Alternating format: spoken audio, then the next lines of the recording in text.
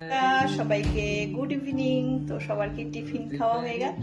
তো আমাদের টিফিন খাওয়া হয়নি, আমি বানাচ্ছি, একটু চাউমিন বানাই। দুপুরে লাঞ্চ করলাম না, ভালো লাগছিল না, তো চাউমিন বানাবো। তো চলো কিভাবে আমার স্টাইলে আমি চাউমিন বানাই চলো অবশ্যই দেখাবো।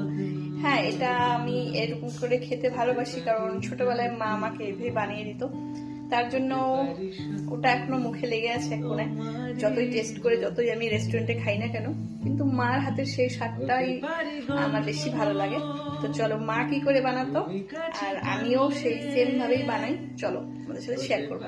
চাউমিন গুলাকে সিদ্ধ করে নিয়েছি, আর এখানে একটু পেঁয়াজ কুচি কুচি করে কাটা আছে, আর লঙ্কা কুচি।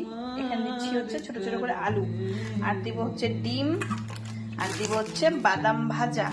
তো আমার মা তো এখানে আরো সবজি কিছু দিত, কিন্তু আমার ছেলে মেয়ে আবার সেই সবজি দিলে খাবে না, তার জন্য খালি আলু দিলাম। তো আমার মা এইভাবেই বানাতো, তার জন্য আমার খুব এইভাবেই ভালো লাগে। তো চলো বানাই। ফার্স্টে হচ্ছে তেলের মধ্যে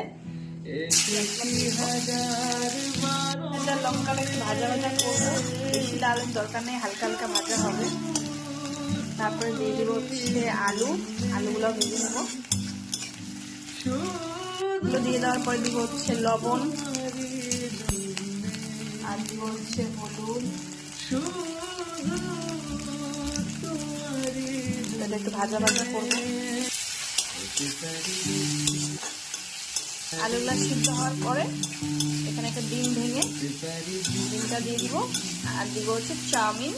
পরে স্টেপ বাই স্টেপ কিভাবে করি অবশ্যই তোমাদের সাথে শেয়ার করবো, তো দেখতে থাকো, সাথে থাকো। ডিমটা আমি ভাজা ভাজা করে নেব, ডিমটা ভাজা ভাজা করে নেব। তারপর সবকিছু মিক্স করে চাউমিনটা দিয়ে দিব, চাউমিনটা দিয়ে নাড়াচাড়া করে তারপরে কিন্তু দিব হচ্ছে বাদাম। এগুলো খেতে খুব ভালো লাগে। মা এখানে ফুলকপি দিত, মটরশুঁটি দিত, তারপর হচ্ছে গাজর দিত, যাতে মায়ের মেয়ে মানে আমি সবজিটাও খাওয়া হয়, আর চাউমিন খেতে বা ম্যাগি খেতে বেশি ভালোবাসতাম। মা কিন্তু সুযোগে সুযোগে আমাকে সবজিও খাওয়াতো। তো আমার বাচ্চারা খাবে না, সব বেছে বেছে আমাকে দিয়ে দিবে, তো আর বেকার আমিও দিলাম না, তার জন্য খালি আলুই দিয়েছি। তো আলুর মধ্যে তো শর্করা থাকে, আলু খাওয়াও কিন্তু খুব দরকার, তাই বলে কিন্তু বেশি না। যারা একটু গুলো আমার মতো, তারা একটু আলুটা অ্যাভয়েড করলেই ভালো। তো এখন দিব হচ্ছে চাউমিনটা অল্প অল্প দিব আর মিক্সড করব। চাউমিন অনেক রকম ভাবে বানাতে পারি, কিন্তু মার মতো চাউমিনটা আমার বেশি ভালো লাগে, যেহেতু এটার মধ্যে একটা ইমোশন, এটার মধ্যে একটা ছোটবেলার স্মৃতি সবকিছু জড়িয়ে আছে। তো মা যেভাবে বানাতো আমার কিন্তু ওটাই সব থেকে বেশি ফেভারিট। চাউমিনটা দিয়ে দিলাম। এছাড়াও তো নানা রকম হাক্কা, তারপর আরো কত রকমের মিক্স ভেজ, অনেক রকমের চাউমিন পাওয়া যায় রেস্টুরেন্টে, আমিও কিন্তু বানাই রেস্টুরেন্ট স্টাইল, কিন্তু আমার সব থেকে ফেভারিট এইভাবে একদম সিম্পল ঘরোয়া ভাবে। আমার মা কিন্তু বাদামও দিত, তার জন্য একটু বাদাম আনালাম ছেলেকে দিয়ে। তো আজকে চলো আমার মার হাতের ফেভারিট চাউমিন এটাই বানালাম, তোমাদের সাথে শেয়ার করলাম। এইগুলো খেতে খাও, অবশ্যই কমেন্ট করবে। আর জানো তো এটার মধ্যে আরো বেশি ভালো লাগতো এই কারণে, কারণ মা প্রায় দিনই আমাকে কিন্তু এইভাবে চাউমিন করে দিত স্কুলের টিফিনের জন্য। তো খুব ভালো লাগতো এইভাবে যখন আমি চাউমিন বানাই, আমার ছোটবেলার কথা অনেক মনে পড়ে, আর বিরাট ভালোও লাগে এইভাবে খেতে। এখন কিন্তু একটু মশলা দেব, তো চাউমিনের একটা মশলা যে পাওয়া যায় সেটা, বা ম্যাগি মশলা দিলেও হবে, তাহলে কিন্তু আমাদের চাউমিন কমপ্লিট। একটু ভাজা ভাজা হবে। চলো আবার আসছি।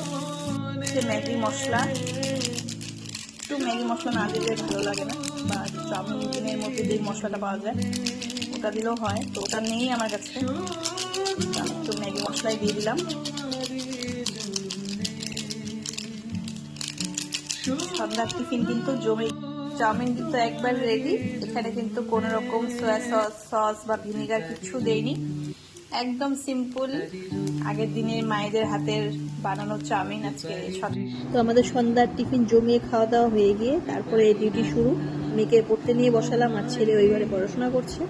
ছেলেকে ছেলের বাবা পড়াচ্ছে, আমি মেয়েকে পড়াচ্ছি, দুজনে কিন্তু ভাগাভাগি করে নিয়েছি। সেটা কিন্তু প্রত্যেকটা সংসারে কিন্তু এটা খুব সুন্দর একটা জিনিস। তো দুজনকে নিয়ে পড়তে বসাইছি। এরপরে আমি চলে আসলাম রান্না করতে। চিকেন রান্না হচ্ছে, যেহেতু আগের ভিডিওতে বলছি যে চিকেনটা রাত্রে রান্না করবো, তো চিকেনটা রান্না হচ্ছে।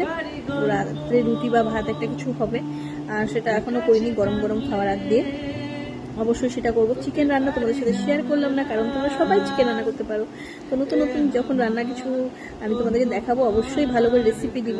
আর একটা কথা যেটা হচ্ছে, রোজ তো সকাল থেকে বিকাল অবধি তোমাদেরকে ভিডিও দেই, ব্লগ দেই, কিন্তু এবার দিচ্ছি হচ্ছে বিকাল থেকে রাত্রি অবধি আমি সারাদিন কি করি, মানে সারাদিন বলবো না, অর্ধেক বেলাটা কি করি। কারণ তোমরা আগের ভিডিও দেখছো, পরের ভিডিওটা এবার দেখে নাও। সবাইকে টাটা, গুড নাইট।